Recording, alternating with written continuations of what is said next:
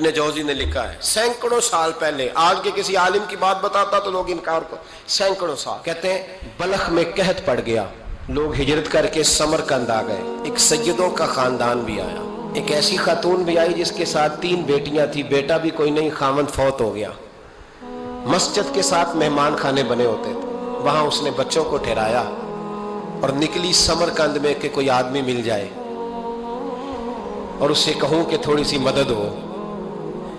وہ چلتے چلتی ایک سیٹھ کے پاس، رئیس کے پاس پہنچی۔ جن لوگوں کے پاس دولت آتی ہے نا، وہ کئی دفعہ سخت جملے کہنے لگتے ہیں جو اللہ کو پسند نہیں آتے۔ وہ سیٹھ کے پاس گئی تو جا کے کہنے لگی میں غریب ہوں، پریشان ہوں، بلخ میں قحط ہے، سارا زمانہ جانتا ہے، تو میں اس لیے سمرقند آئی ہوں، بیٹیوں کا ساتھ ہے، نہ رہنے کو جگہ ہے، نہ کھانے کو روٹی ہے، نہ پہننے کو کپڑا ہے، مہربانی کر تھوڑی مدد کر۔ کہنے لگا ہو کون؟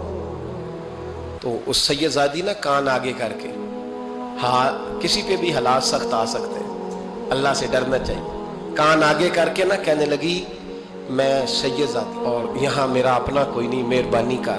تو وہ سیٹھ صاحب، چودھری صاحب کہنے لگے مجھے کیسے پتا چلے گا تو سید ہے؟ تو سید زادی نے اپنا پلو کھولا اور اپنے آنسو دونوں آنکھوں سے صاف کیے تو کہنے لگی اللہ تیرا بھلا کرے، میں ثابت نہیں کر سکتی کہ میں حضور کا خاندان، میرے پاس کوئی دلیل نہیں، میں نہیں بتا سکتی، چل ٹھیک ہے، چلی گئی۔ کسی نے بتایا کہ یہاں ایک یہودی بھی رہتا ہے، وہ بڑا سخی ہے، یا آتش پرست ہے، یا پارسی ہے کافر غیر، سخی بڑا ہے۔ اس کے پاس گئی، بیٹھی رہی، لوگ بیٹھے تھے، جب چلے گئے تو قریب گئی، کہنے لگی مجبور ہوں، پریشان ہوں، غریب نہیں ہوں۔ کہنے لگا بی بی تجھے کبھی دیکھا نہیں، سمرقند کی اتنی آبادی نہیں، میں سارے شہر، تو کون ہے؟ تو کہنے لگی تعارف نہ ہی پوچھے تو اچھا ہے۔ اس نے کہا چلو اگر پتہ چل جائے تو۔ کہنے لگی میں مسلمانوں کے نبی کی اولاد ہوں، مسلمانوں۔ اس نے کہا پیغمبر خدا کی اولاد؟ اٹھ کے کھڑا ہو گیا، بی بی کو ساتھ لیا، گھر گیا، کہنے لگا جو صاف ستھرا کمرہ ہے نا اسے پھر دھو ڈالو، ایک دفعہ پھر دھو ڈالو۔ کمرہ دھلایا، صاف کرایا، پھر کہنے لگا بی بی میرے برتن زیادہ صاف ستھرے نہیں، میں نئے نہ خرید کے لا دوں۔ پھر نئے برتن لایا، پھر اپنے بچوں سے کہنے لگا اونچا نہ بھولنا کہ سیدہ فاطمہ کی شہزادیاں آئی ہیں، یہاں کوئی شخص اونچی بات نہ کرے۔ پھر کہنے لگا بی بی جو میرا بالکل طیب اور حلال رزق ہے نا، یہ اس میں سے لنگر ہے، لیکن چونکہ میں غیر مسلم ہوں، مجھے سلیقے نہیں آتے، جیسا تیسا بھی ہو نا اسے قبول کر لینا۔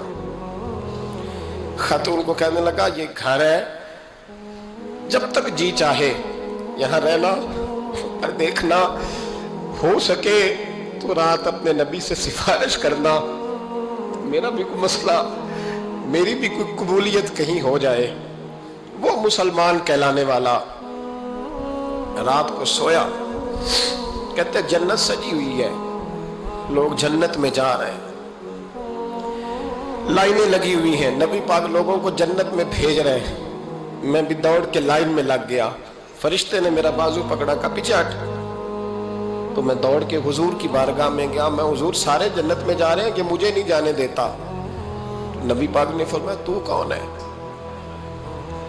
کہ یا رسول اللہ میں مسلمان ہوں۔ کہتے حضور مجھ سے فرمانے لگے کوئی دلیل ہے تیرے پاس؟ دلیل ہے کوئی تیرے پاس؟ میں چپ کر گیا۔ فرمایا میری بیٹی تیرے دروازے پر آ ہی گئی تھی تو دلیلیں پوچھنے لگ گیا تھا؟ فرمایا جا دوڑ جا۔ سویرے آنکھ کھلی تو گلیوں میں ڈھونڈتا پھرتا ہے، تلاش کرتا پھرتا ہے، کونے کونے میں جاتا ہے وہ سادات کا گھرانہ کہاں گیا، ڈھونڈتے ڈھونڈتے اس غیر مسلم کے دروازے پہ جا کے پہچان لیا۔ تو کہنے لگا خدا کا واسطہ جو تو نے نوکری کی ہے نا ان کی مجھ سے 11 گنا لے لے، یہ سادات کا گھر مجھے دے دے۔ تو کہنے لگا کل تو آتا تو شاید بات اور ہوتی، آج بات اور ہے۔ اس نے کہا مہربانی کر۔ کہا نہیں کل تو آتا تو معاملہ اور تھا، آج معاملہ آج اور ہے، رنگ بدل گیا ہے، حالات تبدیل ہو گئے ہیں، اب تو دیکھ تاک کے آیا، جا دوڑ جا۔ کہنے لگا نہیں مہربانی کر دے دے، تو غیر مسلم ہے تیرا کیا تعلق؟ کہنے لگا چپ کر، غیر مسلم میں کل تک تھا، کل سے سیدوں سے پیار کیا ہے تو میرے حالات سنور گئے ہیں، وہ جو نظارے تو نے رات خواب میں دیکھے ہیں میں نے جاگتی آنکھوں سے دیکھے ہیں، میں نے جاگتی آنکھوں سے. اور تو نے کسی مفتی پیر عالم کے ہاتھ پہ کلمہ پڑھا ہے، میں نے رات محمد عربی کے ہاتھ پہ کلمہ پڑھا، رسول اللہ کے ہاتھ پہ کلمہ پڑھا.